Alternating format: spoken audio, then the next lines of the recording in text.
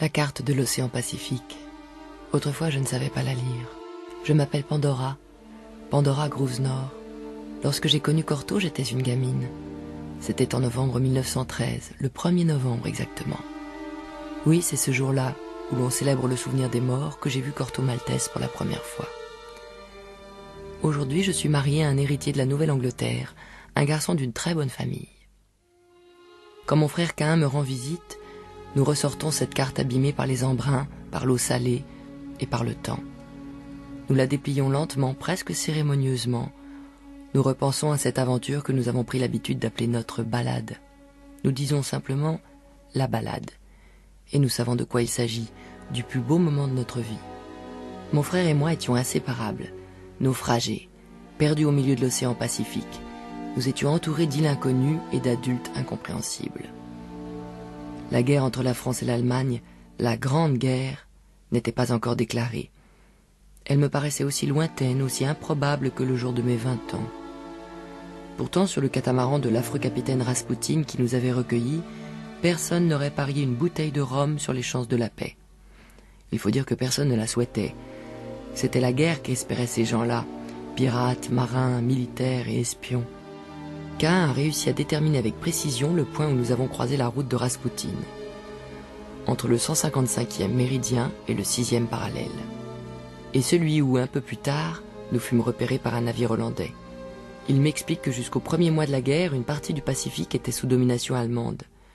C'est grâce aux Japonais que les Alliés ont réussi à se débarrasser des Prussiens. Caïn s'enflamme lorsqu'il évoque Pitcairn, cette île si petite qu'elle ne figure même pas sur les cartes. Et c'est pour cela qu'en janvier 1790, les révoltés du Bounty, sous la direction de leur chef Fletcher Christian, ont choisi de s'y réfugier en compagnie de quelques Tahitiennes. Cette histoire, c'est Cortot qui la lui a racontée. Elle continue de le faire rêver. Mais toujours, nous en revenons à l'Escondida, l'île cachée, l'île du Moine, notre île mystérieuse.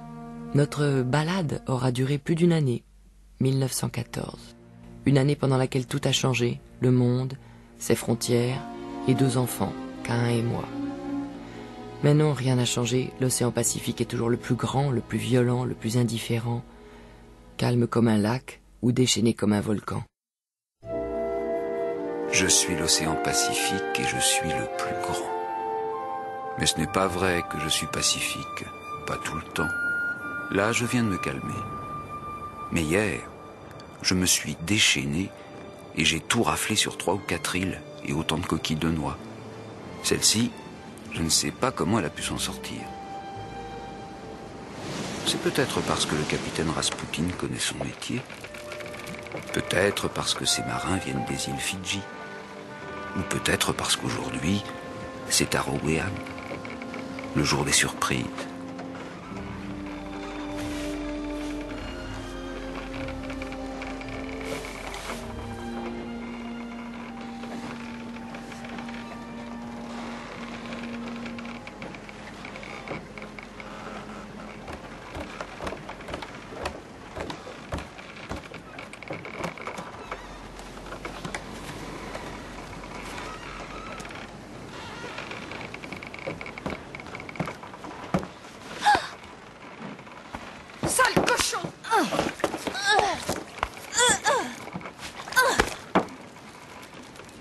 Petite garce. Ne vous approchez pas. C'est comme ça que tu me remercies? Moi qui vous ai sauvé la vie à tous les deux. Caïn? Il est vivant? Capitaine Raspoutine, viens vite. On m'appelle. Mais avant, il faut que tu comprennes bien une chose. Sur ce bateau, le seul qui a le droit de frapper, c'est moi. Capitaine Raspoutine.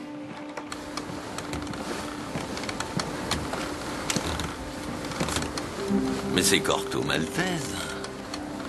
La dernière fois, son bateau était plus grand. Évidemment, ce serait une bonne occasion pour se débarrasser de lui, mais le moine n'apprécierait pas. Dommage. Un jour, il faudra que tu penses à fermer ta grande gueule, Crânio. Pour de bon.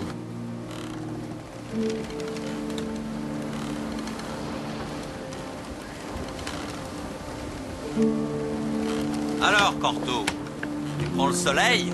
Entre tous les requins du Pacifique, il fallait que je tombe sur toi. Tu pourrais être plus aimable dans ta situation. Qu'est-ce qui t'est arrivé? Tire-moi de là. On parlera après. Tu m'es pas très sympathique, tu sais. Je pourrais très bien te laisser là. Tu pourrais, oui. Mais alors tu ne saurais jamais.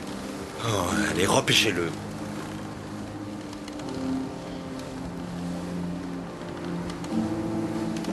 Alors, comment t'as perdu ton bateau? Donne-moi à boire. Ici, c'est moi qui donne les ordres. Serre-toi.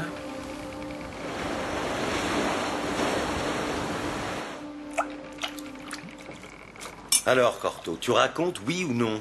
C'est une histoire d'amour, Ras. D'amour et d'honneur. Il y a très longtemps, j'ai fait une promesse à une jeune fille. Une promesse très sincère et très folle.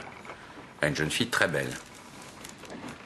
Apparemment, mon maître d'équipage était le frère de cette jeune fille.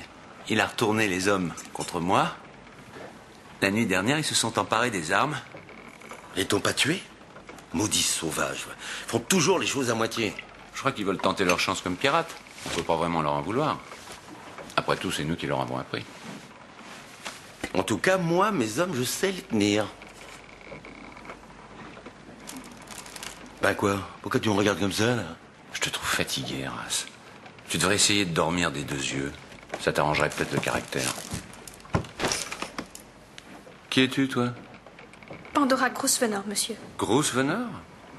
De la famille de l'armateur de Sydney? Tadé Grosvenor est mon père.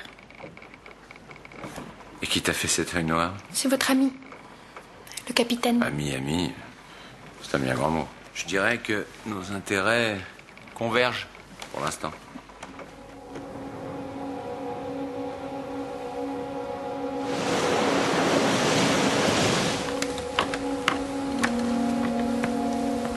C'est celui qu'on attendait?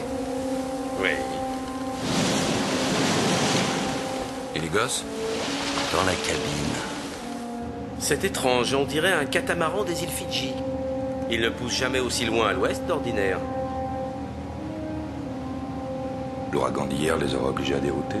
Ils ont peut-être besoin d'aide? Regardez, commandant, il hisse un drapeau. De plus en plus curieux. Il y a un officier blanc avec des marins de couleur. Pandora, Enfin. Je croyais que tu n'allais jamais te réveiller. j'ai mal à la tête. Où on est? Tout va bien. On a été recueillis par un bateau. Mais l'équipage est bizarre. Je crois que c'est des pirates. Hein? Allez, maintenant reste tranquille. Je n'aime pas ce bateau, commandant. J'ai un mauvais pressentiment. Et vous me faites penser à ma sœur, Van Erdern. Comme elle ne se sentait plus en sécurité à Rotterdam, elle est allée s'installer dans un petit village, à la frontière allemande. Un très mauvais calcul. Parce que maintenant, avec ces rumeurs de guerre, elle s'y sent encore moins en sécurité. Aux dernières nouvelles, elle ne sort plus de chez elle. Pauvre Marik. Bonjour, capitaine. Capitaine, au nom de Sa Majesté impériale, je prends possession de ce navire et de sa cargaison. Vous transportez du charbon, c'est bien ça?